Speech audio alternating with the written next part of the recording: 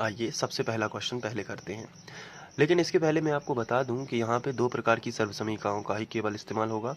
पहली होगी वर्ग वाली सर्वसमीकाएं और दूसरी होगी घन वाली सर्वसमीका। घन वाली सर्वसमीकाएं अगले क्वेश्चन में लगेंगी और इसके अलावा आपके सिलेबस में कोई भी सर्वसमीका नहीं है, केवल वर्ग वाली और घन वाली सर्वसमीका ही हैं।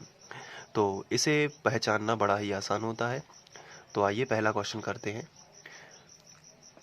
पहले क्वेश्चन में हमें दिया गया है 9x वर्ग धन 6x वाई प्लस वाई वर्ग, और सबसे पहले हमने इसको ज्यों का त्यों लिखा है और ऐसा आपको भी लिखना है एग्जाम में। अब इसके बाद यदि हम ध्यान से देखें तो यहाँ पर 2 की घात लगी हुई है और यहाँ पर भी 2 की घात लगी हुई है। तो सीधी सी बात है, समान घात वाले यदि दो पद आपको मिल जाएं तो यहाँ पे वर्ग की सर्वसमीका लगेगी अगर वर्ग है समान घात के रूप में। तो वर्ग की सर्वसमीका क्या होती है? तो वो होती है a वर्ग धन 2ab धन b वर्ग।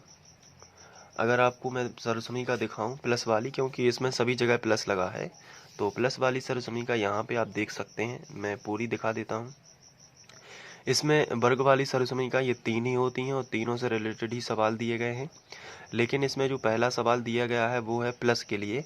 तो a वर्ग धन b वर्ग धन 2ab, या ऐसे भी लिख सकते हैं कि a वर्ग धन 2ab धन b वर्ग। तो इसका आंसर होता है a प्लस b का होल स्क्वायर। तो इसे जो वर्ग लगा है x का वर्ग है और ये y का वर्ग है, लेकिन हमें पूरा का पूरा a वर्ग बनाना है तो इसका वर्गमूल लिखना होगा। तो 9 का वर्गमूल क्या होता है? 3 होता है। x वर्ग का वर्गमूल क्या होगा? x होगा। तो अब इस पर हम होल वर्ग लगा देंगे तो ये a वर्ग हो जाएगा। इसका यदि गुणा करेंगे तो यही आएगा 9x वर्ग, 3 तिरका 9 और x वर्ग हो जाएगा। प्लस अब ये 6 को हम 2ab बनाने की कोशिश करेंगे तो 2 तो हमें पहले ही चाहिए, तो हमने 2 निकाल लिया बाहर। तो अब हमें 6 बनाने के लिए 2 में कितने का गुणा करें कि 6 हो जाए? तो 2 तिया 6, तो गुणित हमने कर दिया 3, तो 2 तिया 6, यानी 6 को हमने तोड़ के लिख दिया 2 तिया 6 करके, ताकि हमें सर्वसमीका का 2 मिल जाए। इसके बाद 3 आ गया कि 6 बनने के लिए। इसके बाद एक्स वाई लिखा है तो उसको हमने लिख दिया x और y।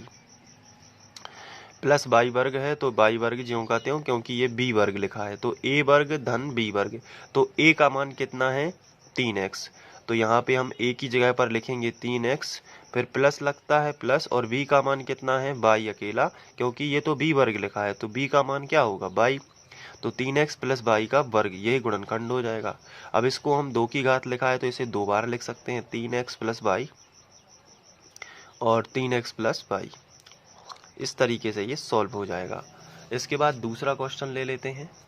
तो यहाँ पे जो दूसरा क्वेश्चन हमें दिया गया है इसमें माइनस लगा है बीच में, तो माइनस वाली सर्वसमीका लगेगी। उसके पहले हम इन दोनों का पहले तो ज्यों का त्यों लिखेंगे, जैसे कि 4y वर्ग माइनस 4y प्लस 1। इसके बाद पहले पद का वर्गमूल देखेंगे। पहले पद 4 का वर्गमूल होता है 2 और y वर्ग का वर्गमूल क्या होगा? y, और इसका वर्ग करेंगे। इसे -2ab बनाना चाहेंगे तो 2 गुणित 2 लिख सकते हैं 4 को, तो 2 और y लिखा है, और प्लस यहाँ पे हम लिख सकते हैं 1 का वर्ग। तो ये हो गया a का वर्ग और ये हो गया b का वर्ग। तो a का मान कितना है? 2y।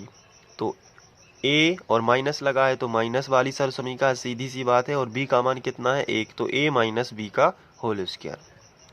इसे भी हम 2 बार लिख देंगे, तो 2y माइनस 1 और 2y माइनस 1। तो ये इस तरीके से हो जाएगा। इसके बाद तीसरे क्वेश्चन की बात कर लेते हैं। तो तीसरा क्वेश्चन जो हमें दिया गया है वो है x वर्ग माइनस वाई वर्ग। तो x का वर्गमूल क्या होता है? x वर्ग का वर्गमूल x होगा। अच्छा, a वर्ग माइनस b वर्ग लिखा है, तो a प्लस b और a माइनस b सर्वसमीका होती है, तो a प्लस b का मान होगा इन दोनों के वर्गमूल। तो y वर्ग का वर्गमूल तो y होगा और 100 का वर्गमूल 10 होगा, तो a प्लस b और a माइनस b, तो x माइनस y बटे 10। ये तो तुरंत ही सॉल्व हो जाएगा। तो x प्लस y बटे 10 और x माइनस y बटे 10 सर्वसमीका क्या लगाई हुई है?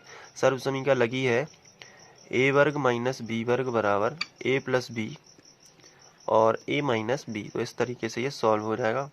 तो ये सिंपल से क्वेश्चन थे। अब इसके बाद हम आगे बढ़ेंगे। Thank you.